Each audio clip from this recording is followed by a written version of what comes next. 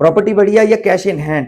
तो इस वीडियो को शुरू करने से पहले मैं रिक्वेस्ट करूंगा कि मेरे चैनल को सब्सक्राइब कर लें और शुरू करते हैं। कल मेरे एक रिश्तेदार मुझे मिले, तो उन्होंने बातों बातों में ऐसे बात चली, तो उन्होंने बताया कि अगर मेरे पास पैसा आ जाए तो मैं 2-3 फ्लैट ले लूंगा और उसके ऊपर से उसका फिर रेंटल खाऊंगा, वो इनकम मेरे लिए पूरी लाइफ के लिए बन गई।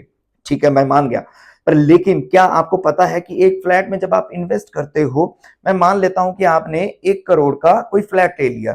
अब उसका फ्लैट का जो आपका किराया होगा, ट्राई सिटी की बात करूंगा, पंचकुला, चंडीगढ़ या फिर जीरकपुर की, जहां पे रेट्स ज्यादा नहीं है, आपको मैक्सिमम साइड 20-25-30 हजार रुपए का किराया मिलेगा। मैं 25 हजार रुपए कैलकुलेट कर लेता हूँ, 1 करोड़ की प्रॉपर्टी फ्लैट, और दूसरी आपको उसका 25 हजार रुपए किराया आ रहा है, तो मतलब एक साल में आपके पास आ गया 3 लाख रुपए।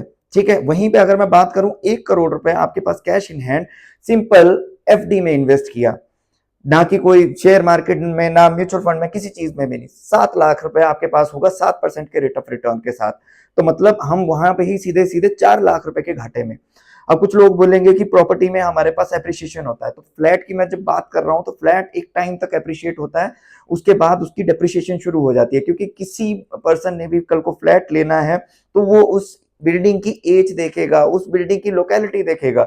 तो ये चीज आपको समझनी जरूरी है कि अगर वो अप्रिशिएट होगा तो किस लेवल तक होगा और कहाँ पे लोकेशन है, वो उसके हिसाब से आपको देखना है।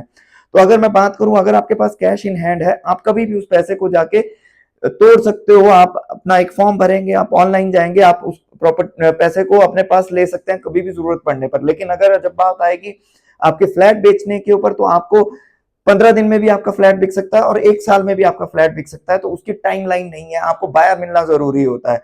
तो ऐसे ही वीडियोस के लिए आगे भी हमारे साथ बने रहिए। Thank you.